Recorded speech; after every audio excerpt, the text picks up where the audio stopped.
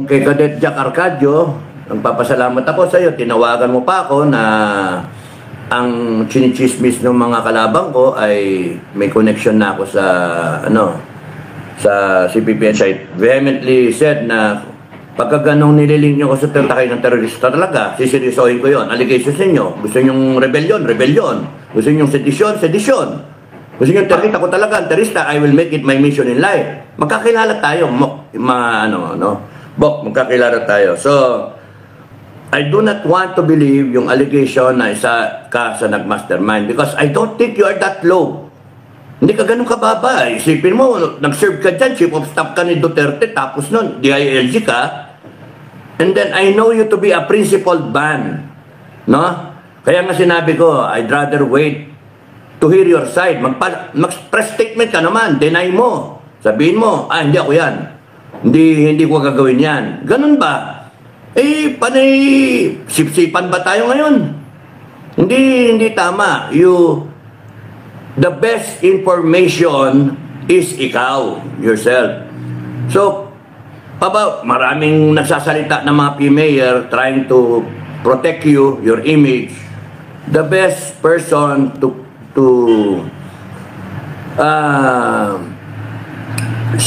the best person to say na hindi totoo yan, na ikaw yung isa sa mga nag-mastermind, hindi totoo yung sinasabi ni DILG, no? SILG.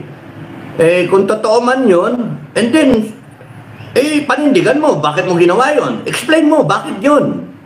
Hindi yung gagawa kayo, yun yung allegation, gagawa kayo, tapos nun tahimik kayo. Tapos sasabihin nyo, fake news. Sasabihin nyo kung ano-ano. Announce kayo na hindi totoo yan. Ang totoo ganito. Because you owe it to the Filipino people. Kung ano talaga, yung power ninyo sa gobyerno galing sa taong bayan. You do not forget that, Mr. No? Walang masamang tinapay. Walang masamang tinapay. Ang ano lang natin, doon tayo sa tama. So kung parang langanin ka, kung iniipit ka, madali yun, malis ka lang. Di ba? Malis ka lang. Ayoko na sa inyo, mga walang iya kayo, iniipit nyo ako, gago kayo. Ganun yun. Pero kung paninindigan mo yan, nasa sa yun, it's a choice. But we cannot forever protect you and stand by you because there's a higher calling, the Filipino people, country. Ngayon kung sa tingin mo, your calling also is to defend the commander-in-chief, defend the president, and mas priority yon, defend the administration, nasa iyo. Ano mo yan Call mo yan, no? So, okay? Okay na yan. I want to hear your side. I want to hear your side. Kasi hindi gano'n ang pagkakilala ko sa iyo. My intention is talk about yung sa AFP and then yung scenario natin na nangyayari and then martial law.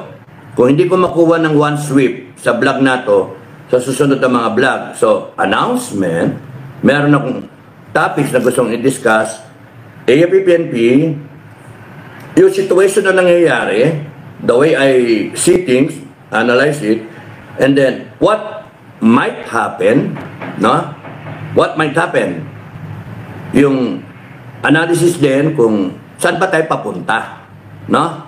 And then yung dulo is yung martial law, no? Na may nagsasabi 28 daw, magdedeklara martial daw na naman. Fake news, fake chismis, marites, never mind.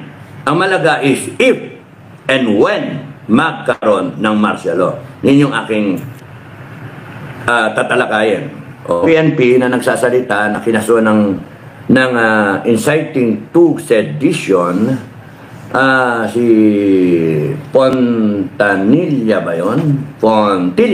Fontillas ay naglalakas ng loob yung tao na magsalita. Ang dapat doon, ang kaso lang niya administrative no?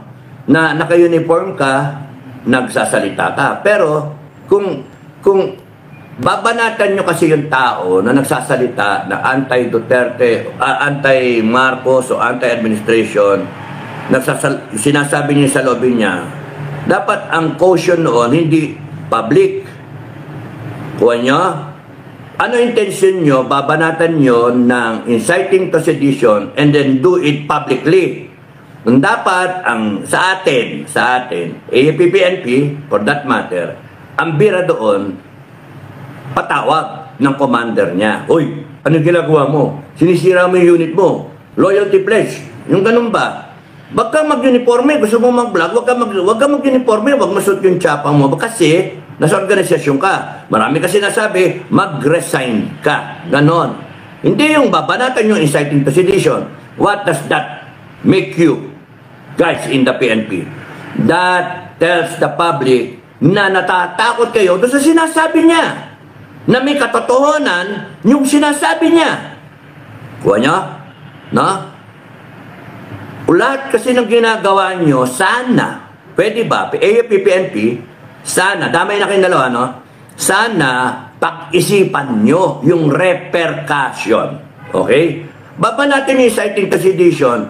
Ang isipin ngayon ng public, no? Corrupted na yung itaas ng PNP, and then you are now trying to suppress press freedom. Ang di na maiisip ng public is that naka-uniform yan, naka-tsapa, masama yung nagsasalita siya. Kasi he's a member of the organization. Para bang kayo, member ka ng kumpanya, member ka ng Jollibee, member ka ng Mercury Drug, member ka ng Ayala, member ka ng San Miguel. Tapos sabihin mo, oh, yung sa San Miguel, oh, yung mga produkto namin, panis na yan eh. Oh, yung sa Ayala, yung produkto namin, panay walang kwenta yung kondo na yan eh. Panay bitak-bitak yan eh. Tinagpian lang eh. Ah, yung ano, yung sa, ano ba sinabi kong kumpanya? Ayala, yung whatever company that you are in, hindi, pagka nagsalita ka against the company, sisitayin ka ng kumpanya. Why? Because you're part of the organization. So, when you want to say something, kagaya ko, I want to say something, hindi, wala na ako, civilian ako eh. Civilian ako. But if I wear a uniform and then birahin ko ng birahan ng AFP, that's wrong. Why? Isipin, you're giving the perception na ikaw, member pa rin ng AFP. Kaya nga pag kami nagsasabi, AFP, AFP, sundalo, etc., etc., nililinaw na wala na ako. Wala na ako sa serbisyo. So, yun. Kaya nga, hindi tama yung magsalita ka na suot mo yung tsapa mo, suot mo yung uniforme mo, tanggalin mo, magsalita ka. And that is just an administrative case. Pero yung babanatan yung inciting to sedition publicly, and then pipick upin yung kwento na si Pontillas, salita-salita, ganyan-ganyan, ayan, binanatan kayo, hindi siya natatakot, tanggalin niyo siya sa serbisyo. Ngayon, hindi siya mukhang pera, tanggalin mo siya sa serbisyo, may tatanggap pa sa kanya. At pag umikot ang gulong, kahit ako masunod, kung umikot ang gulong, sige, kunin kita sa susunod na PNP, sa bagong PNP, sa People's Police Force. Automatic, pasok ka, one rank higher pa. At lahat na nag-resign sa serbisyo, lahat na nag-resign, kasi hindi nila matanggap yung nangyayari, automatic, pag-ikot ng gulong, kung magkakaroon ng People's Police Force at Philippine Defense Forces na inabot sa buong AFP, malay natin, hindi natin alam yung nangyayari. Hindi natin alam yung pwedeng mangyari. Pero, ang alam ko, pag ina-analyze ko, sa sobrang galit ng tao, sa sobrang expectation ng tao, at hindi kayo nagde-deliver, nagsusweldo ang tao sa inyo, pinapakita nyo, wala kayong kwenta. So what's the point na continue the organization, the sovereign Filipino people will create a new armed forces, the Philippine Defense Forces and the People's Police Force. Kalimutan na yung AFP, kalimutan na yung PNP. Pwede gawin ng taong bayan yun, they have the power. Tapos doon, lahat ng matitira dyan ng matitino, lahat ng loyal dyan, pumunta kayo sa amin, sa taong bayan. O di simple, yung hintay-hintay ng tao,